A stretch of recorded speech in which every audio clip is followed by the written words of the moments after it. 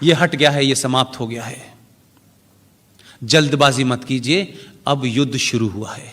मत सोइएगा, नस्लें भुगतेंगी, ध्यान रखिएगा।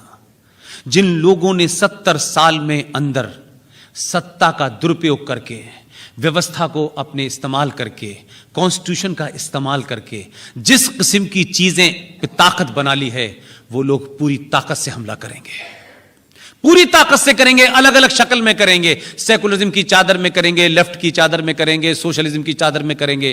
गफलत में मत आइएगा, कोई कंफ्यूजन मत रखिएगा कि गंगा जमुना तहजीब, गंगा भी मेरी, गंगा जमुना भी मेरी, लेकिन तहजीब तुम्हारी। कमाल है भाई। तो हमने जो नैरेटिव बनाए हैं, हिंदू मुस्लिम सिख ईसाई आपस में हैं भाई भाई, ये फ्रॉड है। सिख हमारे भाई है, इसलिए भाई कहने की जरूरत क्या है? अरे भाई, हमारे ही परिवार का तो पुत्र है ना वो, तो सिख को हमने कैसे अलग कर दिया? लेकिन कुछ लोग पंजाब में इन मंसूबों में कामयाब हो गए हैं।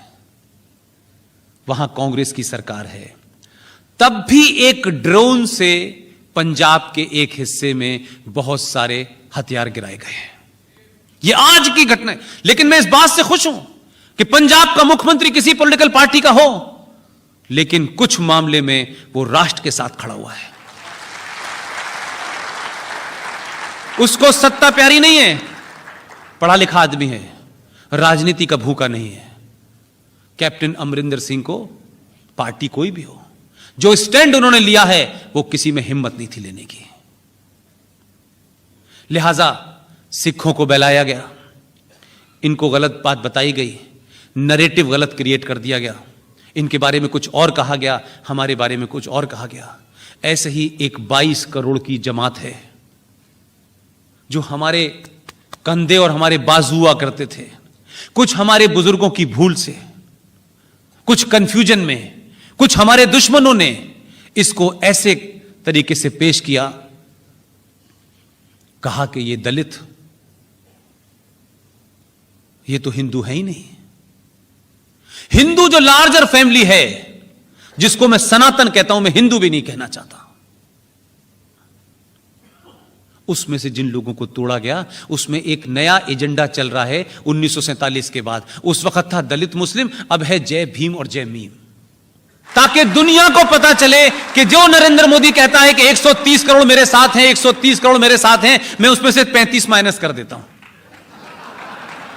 मैंने कहा कि मुझसे आप कोई बात झूठ नहीं सुन सकते। ये जो मुनाफकत है, ये मक्कारी है, ये मुलम्मा चढ़ाना, ये बड़े बड़े उसमें रैपर कर देना और फिर बात कहना, मैं कहते नहीं हूं। मैं बहुत ही ब्लंट और जाहिल आदमी हूं, सीधी बात करता हूं। मैं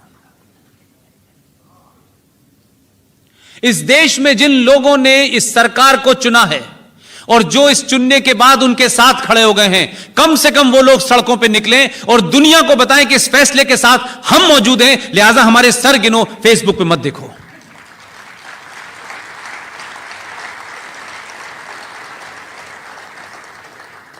लिहाजा आज से आप 2 नैरेटिव चलाइएगा कि चिल्ड्रंस डे किस दिन होना चाहिए। 26 दिसंबर जो है चिल्ड्रंस डे होना, मेरा मानना है। इसलिए मैं कह रहा हूं यह बात कि इसकी राजनीति में गुरु गोविंद सिंह के पुत्रों को, गुरु गोविंद सिंह के वंशजों को, जिस राजनीति ने आपसे अलग किया, जिन्होंने सनातन संस्कृति को बचाने के लिए अपनी जान दे दी, इस राजनीति ने आपको उससे अलग कर दिया। जो सिख आपका बड़ा भाई था, उसको आपने अपने खिलाफ करके खड़ा कर दिया है इस राजनीति ने। मैं बार बार कह रहा हूं, जोड़ने का काम कीजिए और ऐसा जोड़ने का काम कीजिए कि लोग आपकी नीयत पे शक न करें। 26 दिसंबर को गुरु गोविंद सिंह के बच्चों ने जो शहादत जिहादियों के खिलाफ दी थी, उस इस्लामिक रूल के खिलाफ दी थी, नॉन वायलेंट होकर दी थी, अपने आप को दीवार में चिनवाना उन्होंने पसंद किया, लेकिन धर्म नहीं बदला। उस दिन को चिल्ड्रंस डे मनाइए और अपने बच्चों को बताइए, ताकि उनके दिमाग में यह रहे कि हम चिल्ड्रंस डे किसे मनाते हैं, क्यों मनाते हैं, किस लिए मनाते हैं। इसलिए सरकार जब जम्मू कश्मीर में जाएगी, उपराज्यपाल का शासन होगा, मेरी छोटी सी 2 एडवाइस है, मांग है, मैं जो पूरे देश में कह रहा हूं, और मुझे पूरी उम्मीद है कि देश को यह ठीक लगेगा तो यह दबाव बनेगा। क्योंकि कल मैंने, ये ओम जी जो है बड़ा टैप रखते हैं, अमित शाह ने कब क्या कहा, और फिर ये कहते हैं ये तो आप पहले कह चुके हैं, अमित शाह बाद में कह रहा है। मैं कहता हूं अब ये मेरी गलती तो नहीं है। मैंने ये सिर्फ इतना कहा है कि जम्मू कश्मीर में कश्यप ऋषि के वंशजों को,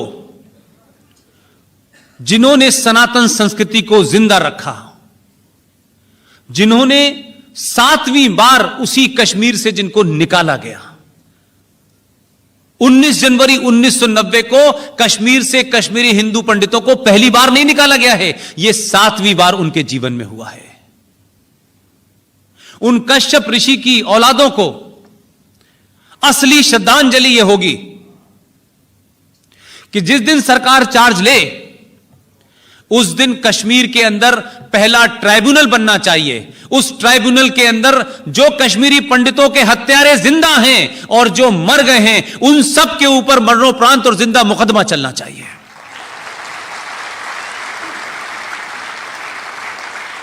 जो जेनोसाइड, उन्होंने दुनिया में ऐसा जेनोसाइड नहीं देखा कि 5.5 लाख लोग जो एक मेजॉरिटी धर्म के लोग हों, मेजॉरिटी के लोग हों, उनको चंद माइनॉरिटी ने निकाल के बाहर कर दिया, रेप किया, मर्डर किया, उनके बारे में कोई पूछने वाला नहीं है। और जिन्होंने मर्डर किया वो खुलेआम घूम रहे हैं, खुलेआम घूम रहे हैं। यह सरकार से मेरी मांग है, यह मेरी कोई पर्सनल मांग नहीं है। अगर इसे आप अपनी मांग समझते हैं तो इसको चर्चा का विषय बनाइए। मुझे पूरी उम्मीद है कि आज के युग की सरकार जो है वो डिजिटल मीडिया देख के तय करती है लोगों का मूड क्या है। और दूसरी मांग है मेरी, आपने संसद में पास करके कुछ चीजें खत्म की हैं। उस बहादुर शख्स को याद कीजिए जिसका कश्मीर से कोई लेना देना नहीं था, बंगाल से चल के आया था, 2 निशान, 2 प्रधान और 2 विधान के खिलाफ वो कश्मीर में गया।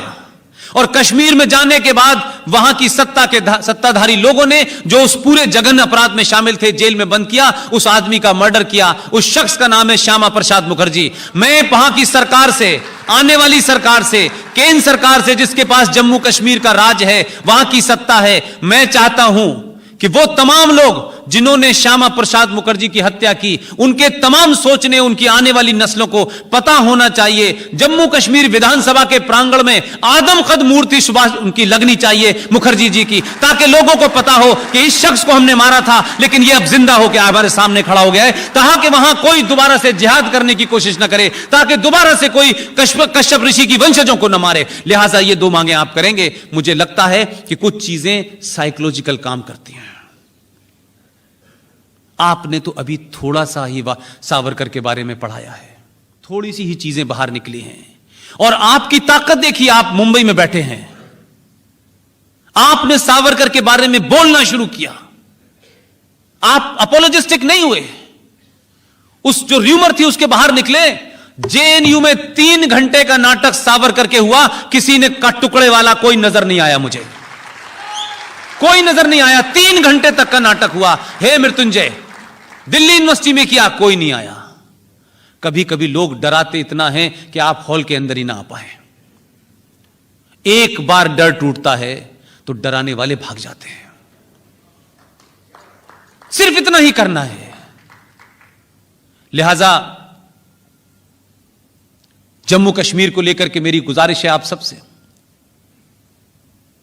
जो हम सब के लिए सपना था कि यह कभी होगा, हम इसलिए अपने आप को खुशनसीब समझते हैं कि जिस मुहिम की आप लोग बहुत तारीफ करते हैं और मेरी शान में बहुत कुछ कहते हैं, अगर देश के लोग आपकी तरह इकट्ठा नहीं हुए करते तो मैं किससे बात करता अपनी। लिहाजा सबसे ज्यादा अगर इसके हटाने में भूमिका है तो उन तमाम सारे लोगों की है जिन्होंने मेरा, जीडी बख्शी, आरएस सिंह, सुशील पंडित, गौरव आर्या की बातों को सुना और दबाव बनाया। यह आपके कारण हटा है, यह मेरे कारण नहीं हटा है।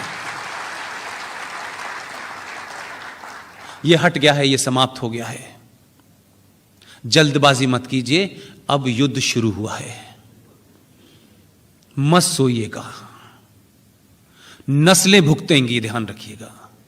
जिन लोगों ने 70 साल में अंदर सत्ता का दुरुपयोग करके व्यवस्था को अपने इस्तेमाल करके, कॉन्स्टिट्यूशन का इस्तेमाल करके जिस किस्म की चीजें ताकत बना ली है, वो लोग पूरी ताकत से हमला करेंगे, पूरी ताकत से करेंगे, अलग अलग शक्ल में करेंगे। सेकुलरिज्म की चादर में करेंगे, लेफ्ट की चादर में करेंगे, सोशलिज्म की चादर में करेंगे। गफलत में मत आइएगा, कोई कंफ्यूजन मत रखिएगा कि गंगा जमुना तहजीब, गंगा भी मेरी, गंगा जमुना भी मेरी, लेकिन तहजीब तुम्हारी। कमाल है भाई। तो हमने जो नैरेटिव बनाए हैं, हिंदू मुस्लिम सिख ईसाई आपस में है भाई भाई, ये फ्रॉड है। सिख हमारे भाई है, इसलिए भाई कहने की जरूरत क्या है? अरे भाई, हमारे ही परिवार का तो पुत्र है ना वो, तो सिख को हमने कैसे अलग कर दिया?